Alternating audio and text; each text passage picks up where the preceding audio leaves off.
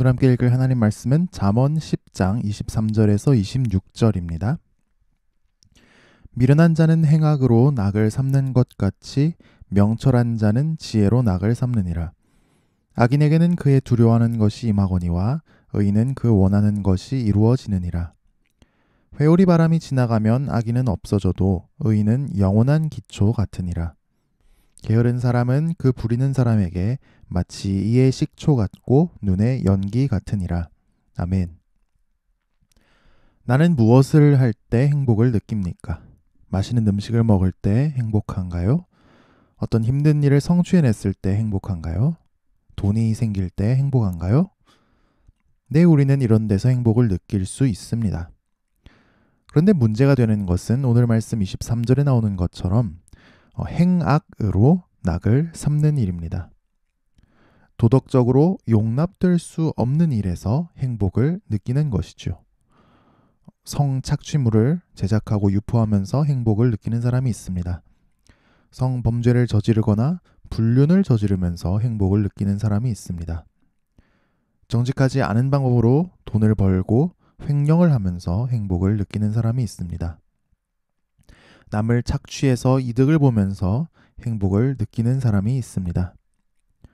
폭력적인 언어를 사용하면서 행복을 느끼는 사람이 있습니다. 또 실제로 폭력을 행사하면서 또는 폭력으로 이득을 보면서 행복을 느끼는 사람도 있습니다. 오늘 말씀은 이런 사람이 미련한 사람이라고 합니다. 오히려 명철한 사람은 지혜로 낙을 삼는다고 하죠. 지혜로운 결정을 내리고 지혜에 합당한 행동을 하고 지혜를 실천하고 지혜에 이끌린 삶을 살면서 행복을 느낍니다. 바로 하나님 앞에서 하나님을 경외하면서 사는 것이죠. 그러려면 당장은 포기하고 손해보고 바보 소리를 들을 수 있어도 말입니다. 왜 악행으로 이익을 보고 행복해하는 게 미련한 것이고 하나님 앞에서 지혜를 실천하며 사느라 손해를 보고 포기하는 것이 명철일까요? 24절에 그 이유가 나오죠. 악인은 악행을 즐거워하면서도 정작 두려움을 늘 떨칠 수가 없다고 하네요. 악행을 행복해하면서도 양심의 가책을 느낍니다. 혹시 악행을 저지른 결과가 자기에게 미치게 될까봐 늘 두려워합니다. 그런데 아니나 다를까 그 두려워하는 것이 임한다라고 말씀합니다. 하나님의 심판이 결국 임하게 되는 것이죠. 우리는 가끔 불평합니다. 악인이 악하게 살아도 그래서 나를 심하게 괴롭혀도 심판이 생각보다 금방 임하지 않기 때문이죠. 우리는 악인이 행복하게 별일 없이 사는 걸 보면서 속상해합니다. 그러나 심판이 늦어질수록 하나님의 진노를 머리 위에 쌓고 있다는 사실을 기억합시다. 이 땅에서 심판이 없다면 회개의 기회 없이 마지막 심판을 당하게 되니 말입니다. 우리는 그들을 긍휼히 여겨야 합니다. 한편 의인은 그 원하는 것이 이루어진다라고 말씀합니다.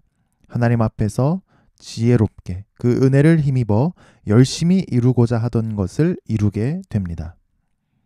오늘 하나님께서 우리에게 맡겨주신 사명은 무엇입니까?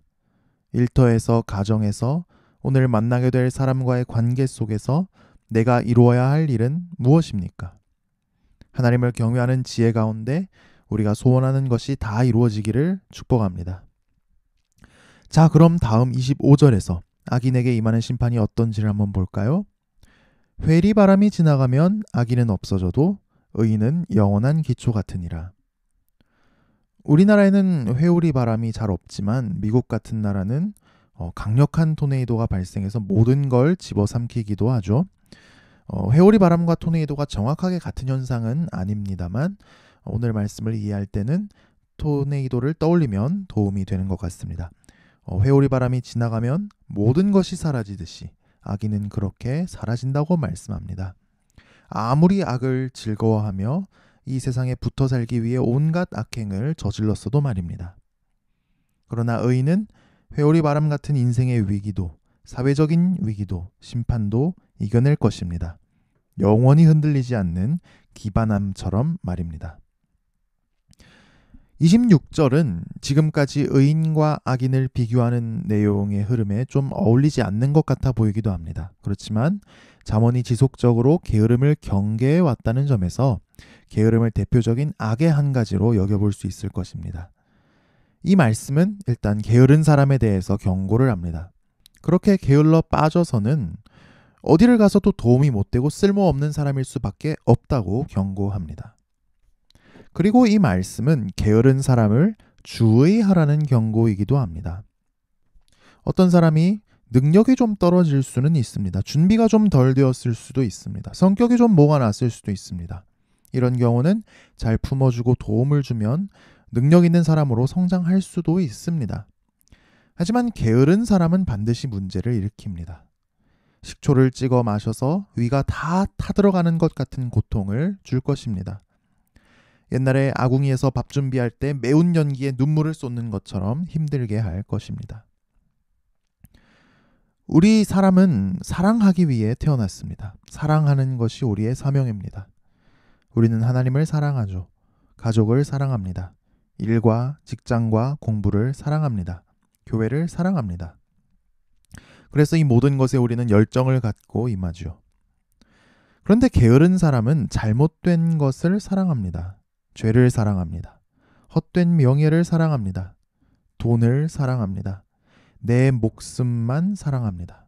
또는 아무것도 사랑하지를 않습니다. 그래서 게으름에 빠집니다. 하나님을 만날 때 우리 안에 사랑이 싹트게 됩니다. 우리가 바른 것을 사랑할 수 있게 됩니다.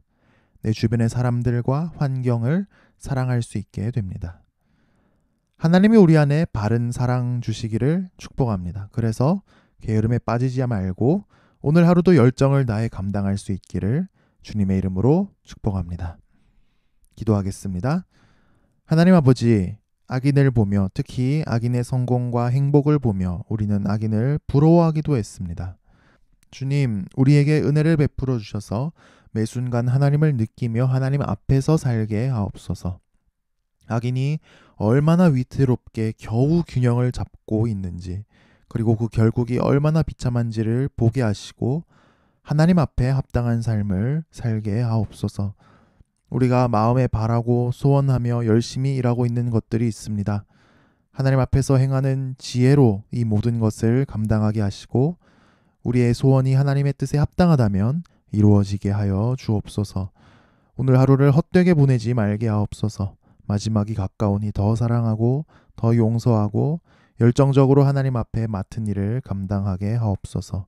우리에게 맡겨주신 영역들을 지혜로 다스리게 하옵소서. 우리에게 평안을 더해 주옵소서. 주님의 평안이 우리의 삶을 지키게 하옵소서. 예수님 이름으로 기도합니다. 아멘.